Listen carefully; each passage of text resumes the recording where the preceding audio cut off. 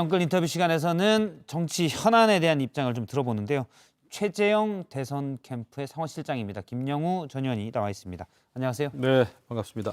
일단 정치 현안, 최대 현안은 윤석열 후보의 측근이 이른바 고발을 사주했다. 여권 정치인 고발을 사주했다는 의혹인데요.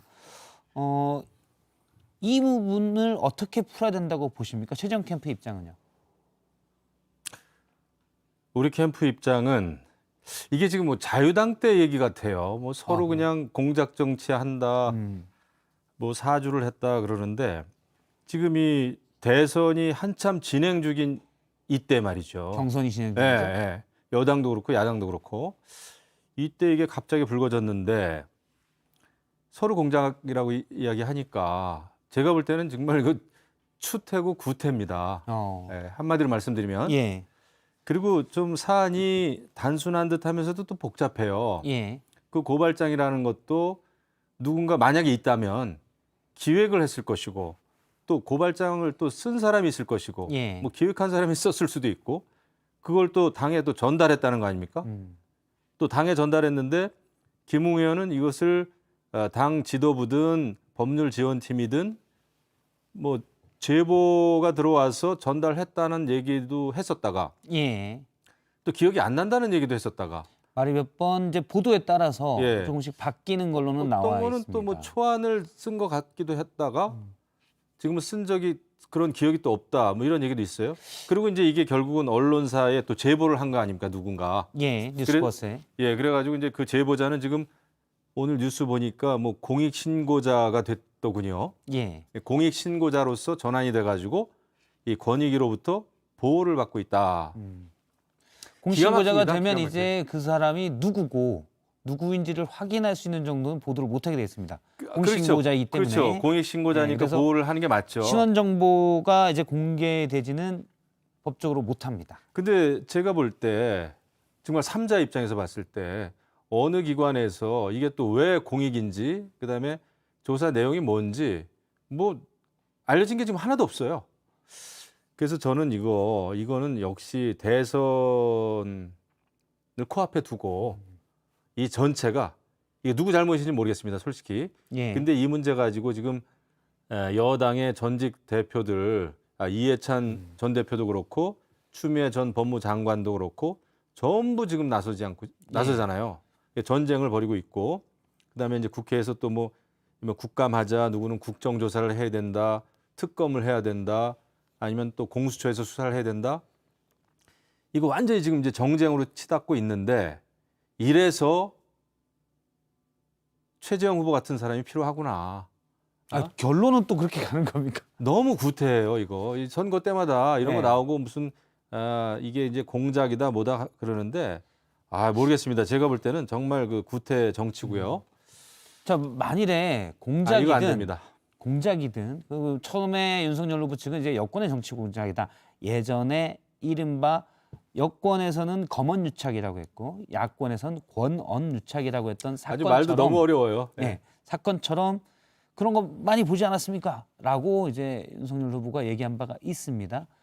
그랬든 아니면 국민의힘 내부의 권력 암투, 대선 후 캠프 간에 따라서 나온 내부자 고발이든 간에 만약에 사실이면 엄중한 사안이니까 진실은 밝혀져야 되는 거 아닌가요? 진실은 밝혀져야 돼요. 사실 원칙을 정해야 됩니다. 이런 일이 있으면 예. 솔직히 저도 이제 국민의힘 소속이고 특정 캠프에 또 소속이고 합니다만은 이런 일은 검찰도 있고 윤석열 캠프 쪽도 있고 김웅 의원 쪽도 있고 우리 당도 있죠. 예. 그다음에 또 언론도 있죠. 이 각자가 정말 그 진실을 밝히는 데 있어서 신속성, 투명성 이라는 원칙 하에 밝혀야 돼요. 근데 지금 보면은 뭐 밝히는 것도 아니고 안 밝히는 것도 아니고 서로가 공작이라는 주장만 하고 있고요. 예. 그다음에 서로 그냥 이야기한 게 한 사람이 이야기한 것도 때와 장소에 따라서 계속 바뀌고 있고 이것은 안 될 일이다 생각을 합니다. 근데 이제 한계는 있어요. 이게 대선을 코앞에 두고 그렇다면은 대선 후보를 갖다가 수사를 하고 압수수색을 하고 이래야 될 것이냐 말이죠. 자, 그 부분을 좀 여쭤보려고 하는데요. 일단은 검찰의 수사 정보가 과연 활용됐느냐라는 게 첫 번째 쟁점이고 두 번째는 유력 대선 주자가 과연 관여돼 있냐. 그런데 여당에서는 수사로 지금 감찰 중인데 대검에서 수사로 전환해야 된다고 주장하고 있고요. 실체를 밝히기 위해서는 그럴 수밖에 없는 상황이 그런 수순으로 가지 않나라는 생각도 좀 듭니다. 그러면 윤석열 후보도 수사해야 됩니까? 저는 그런 생각도 들어요. 이게 진실이 정말 진짜 밝혀지지 않을 수도 있어요. 아, 수사를 어떻게 통해서도 보면 아니 어떻게 보면 왜냐하면은 단순한 루머를 그게 누군가가 이거 문제가 되겠다 싶어서 뭐 고발장을 누가 썼는데 예. 그게 이제 고발이 된 것도 있고 안 된 것도 있고 근데 그것을 뭐 당해서 하지는 않았다는 거 아닙니까? 국민의힘 같은 경우에 이런 경우라면은 이게 흐지부지 될 수도 있다. 요란만 떨다가 정말 이 엄중한 대선 과정에서 말이죠. 근데 이런 일이 왜 발생했을까? 결국은 법무부 장관 추미애 장관, 조국 장관과 윤석열 예. 전 총장 간의 엄청난 갈등이었잖아요. 문재인 정부 때문에 그래요. 문재인 정권 때문에 그렇고 사실은 이 원인을 예. 좀 따지고 올라가 보면 좋다는 이른바 겁니다. 추윤 갈등 때문에 그렇다는 거죠. 그럼요. 거기에서 시작이 됐고, 근데 지금 추미애 전 법무부 장관도 지금 떳떳할 수가 있을까요? 뭐 자기 핸드폰 깔 테니까 다 깔아, 뭐 이런 얘기 예. 했나요? 그런 얘기를 근데 했습니다. 저는 바람직하지 않다고 봅니다. 본인도 또 지금 후보의 한 사람이고, 그래서 이것은 이 대선판을 완전히 어지럽히는 저는 그렇게 보고요. 이게 모르겠어요. 공익 제보자, 공익 예. 신고자로 신분이 전환됐다고 하는데 이 엄중한 시기에 말이죠. 이것은 저는 있을 수 있는 일이 아니다 이렇게 일단 보고 뭐 말씀하신 대로 상황이 이른바 추윤 갈등, 그러니까 야권에서 볼 땐 검찰의 독립성을 정부, 문재인 정부와 그럼요. 추미애 장관이 엄청나게 압박했기 때문에 이런 일이 벌어졌다는 그럼요. 건데 얼마나 윤석열 전 만일 그렇다고 총장을 하더라도 사실은 윤석열 전 총장을 예. 못 살게 굴었습니까? 수족을 다 잘랐고 예. 저희는 지금 뭐 윤석열 전 총장, 윤석열 후보하고 경쟁 관계에 있습니다만은 예. 사실 지난 한 2년 동안은 완전히 뭐 대한민국의 모든 이슈가 그렇죠. 또 법무부 내에 또 검찰과 법무부의 추윤 갈등이었잖아요. 만일 그렇다고 하더라도 검찰총장이 수사정보 정책관실의 그 정보를 이용해서 만일 관여돼 있다면 이용해서 여권 정치인에 대한 청부 고발을 사주한다. 이건 또 별개로 말이 안 되는 거 아닙니까? 만일 이게 진실이라면 그렇죠. 이라는 전제가 잘못된 겁니다. 지금 사실 후보 입장이고요. 네. 지금 정권 교체라고 하는 야권의 입장에서 또 정권 교체를 바라는 사람들 입장에서는 정권 교체라고 하는 이 엄중한 시기에 어쨌거나 지금 압도적으로 1위를 달리고 있는 야권 후보에 대해서 이게 만약 사실이라면 이라는 전제를 달면 뭐 윤석열 후보에 대해서는 엄청난 디스죠. 예, 흠집이 생긴다는 흠집이죠. 말씀. 이거 엄청난 흠집이죠. 알겠습니다. 지금 최재형 캠프 상황실장님 모시고 계속 윤 후보 얘기만 할 수 없어서 제가 최재형- 윤 캠프 상황실장처럼 말씀은 드리는 것 같지만 그게 아니라 예, 후보들에 대해서 야권 원칙이란 후보들에 말씀이시죠? 대해서 이거를 신중해야지 이렇게 그냥 뭐 저는 모르겠어요. 저는 이거 정말 지금 이제 문재인 정권 밑에서 예. 문재인 정권에서 일어난 엄청난 사건이라고 봐져요. 저기 추윤 갈등 이것도 정말 예. 대통령께서 침묵을 계속 지키고 뭐 희한하게 인사를 하고 나서도 책임지지도 않는 그런 모습 때문에 여기까지 알겠습니다. 왔습니다. 이때 이제는 최재형 캠프 얘기를 윤석열 전 총장을 정치판에 뛰어들게 만든 장본인이 누굽니까? 문재인 대통령이죠. 추미애 법무부 장관이고. 그래서 저는 이거 이렇게 보면은 이게 우리가 너무 이거 가지고 뭐 누가 제보를 했고 이 고발장을 쓴 것 같기도 하고 안 쓴 것 같기도 하고 이런데 아니 이제 국민들은 지금 막 그냥 최재형 후보 캠프 얘기를 하려고 하는데 자꾸 윤 후보 캠프 얘기로 예 들어가셔서. 아니 지금 저기 뭐야 코로나 상황 때문에 그렇지 네. 않아도 국민들은 정말 뭐 자영업자들 지금 다 그냥 문 닫게 생겼는데 알겠습니다. 제가 사실 이걸 여쭤보려고 하는데 원래 최재형 후보는 윤석열 후보의 대체제처럼 또 약간 스타일이 다르기도 하니까요. 나와서 지지를 다크호스처럼 등장을 했는데 일단 등장만 했습니다. 계속 출입구에 계신 것 같아요. 지지율이 여전히 좀 올라가질 못해요. 꽤 됐는데. 올라갔었다가 조금 내려갔죠. 예, 왜 그렇다고 보십니까? 그리고 이제 오늘인가요 발표된 거 보니까 어제부터군요. 조금 예. 다시 반등은 이제 시작을 했어요. 예,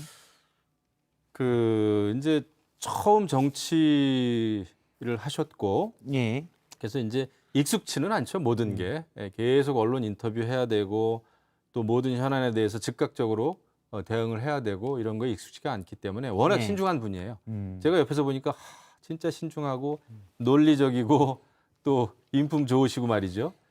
근데 이제 정말 인품이 좋고 신중한 분이 지금의 정치 상황하고 어떻게 보면 예. 지금의 정치 상황이 워낙 전투적이고 음. 또 갈등이나 분노를 가지고 정치를 하고 있고 이런 상황에 적응이 조금 안 되셨죠. 솔직히 말씀드리면. 정치 상황일 수도 있는데요. 시대 상황도 있지 않습니까? 예를 들어서 지금은 저도 이제 거의 뭐 반백년 살면서 처음 보는 코로나 시국이 진짜 1년 반 넘게 이어지고 있고요. 예. 위기 상황이거든요.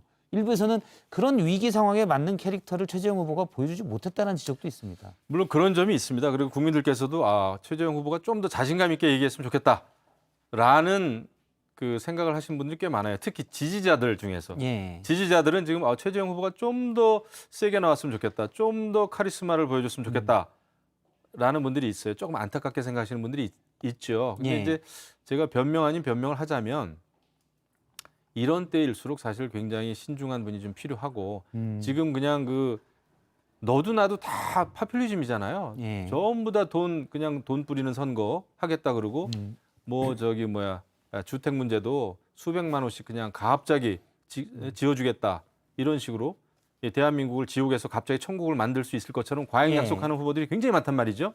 이런 상황이야말로 신중하고 그다음에 대한민국의 먼 미래를 바라보고 청년들 또 대한민국의 미래를 생각할 지도자가 사실은 필요한 지금 겁니다. 사실 여론조사상으로 보면 좀 앞서가는 후보들이 보면 윤석열 후보, 이재명 후보, 여야 합쳐서 물론 이낙연 후보도 있지만 홍준표 후보까지 여야 4강을 하면 그렇게 되거든요. 근데 이낙연 후보를 제외하고는 다 선이 굵은 캐릭터들이어서 근데 제가 볼 때 하지만 위험한 시기에는 오히려 온화한 분이 필요하다는 말씀이시죠. 온화한 게 아니라 원칙이 있는 분이 필요한 거죠. 원칙 있는 분이. 그냥 온화한 분이 아니에요. 사실은 솔직히 말씀드리면 윤석열 후보는 추미애 장관, 법무부 장관하고 싸웠는지 모르겠습니다만은 최재형 후보는 대통령하고 싸운 거예요. 뭐 탈원전 정책이라고 하는 어마어마한 국가의 문재인 대통령의 그 큰 정책을 들춰낸 거 아닙니까? 예. 그리고 그래서 훨씬 최소한 최재형 후보는 대통령이 되기 위해서 포퓰리즘하고 대한민국의 미래를 바꿔먹을 사람은 아니다라는 생각을 합니다. 알겠습니다. 미래를 생각하는 분이에요. 미래를 위해서는 오히려 이런 시기에 최재형 후보 같은 사람이 더 어울린다라는 최재형 후보 캠프의 상황실장 김용호 그렇습니다. 전 의원님의 말을 그렇습니다. 들었습니다. 오늘 여기까지 들었습니다. 고맙습니다. 감사합니다. 예.